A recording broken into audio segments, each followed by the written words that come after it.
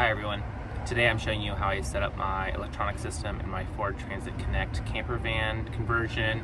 I'm running a 100% 12 volt system with all of my appliances being 12 volts. So these are my puck lights. I'll have fan, water pump, outlets, everything I need in here will be 100% 12 volt system.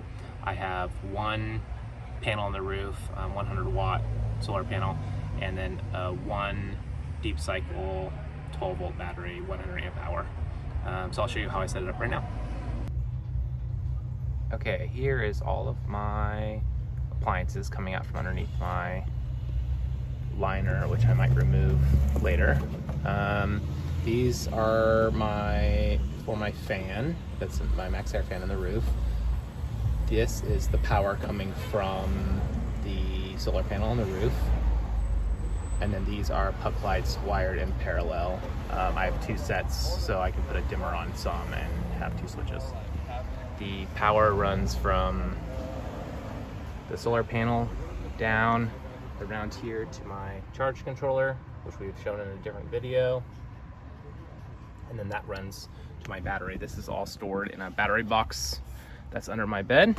So just fold that up and you see my battery in here. I don't know if you can see it. And then I've set up a ground that goes to the frame of the van, and you just sand the paint off. That way it has a solid ground and the electricity doesn't run through you because it's easier to run through the vehicle.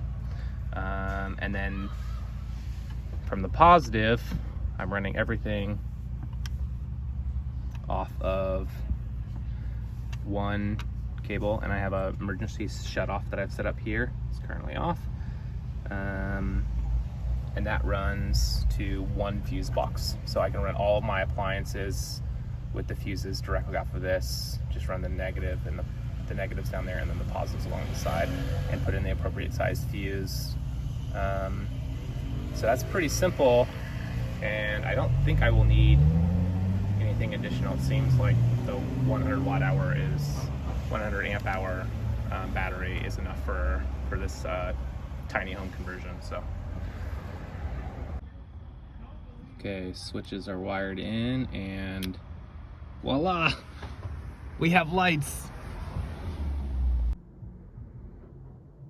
Okay, this is the final battery box here. I'm all wired in, everything's ready. I just need to bolt this fuse box to the wall here and get everything ready. I added in this voltage regulator for the MaxxAir fan because I don't want to blow my circuit board. I'm gonna keep it to 12 volts and not let it go higher than that. That was complicated, but a good little device there. I don't have a fuse in it, that one yet, which is why that light's on. This fuse box is really handy that it has a little indicator light when your fuse is blown or missing. That's just because I haven't completed the fan setup yet, so I just want to make sure everything's good before I connect that.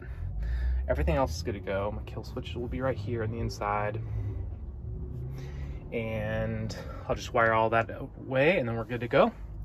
Here's my overall switches wired in. This has my battery indicator, and as you can see, I have 13.5 right now, so plenty of power for everything I need to do. Outlets, and I can run more of these as well. And these are my light switches. So everything should be good. Okay, that does it for my electronic system and my Ford Transit Connect. I really like this system. Keep it simple. 12 volt system, run all your appliances off of that. You can spend thousands of dollars on huge battery banks and multiple sources of power, but I think for most people that's probably all you need. This is just a weekend warrior for me. I'm not living in it full time, and even if I was, I don't think I actually need more than this. I can run my lights, my fans, my water pump, everything I need. I can charge all my batteries off of this system, no problem, and that's just with one solar panel. It's not that hard, and I highly encourage anyone to do that. Just embrace solar. It's getting cheaper and cheaper, and it's really easy to install. I've never done this before. total newbie, and it wasn't that hard at all.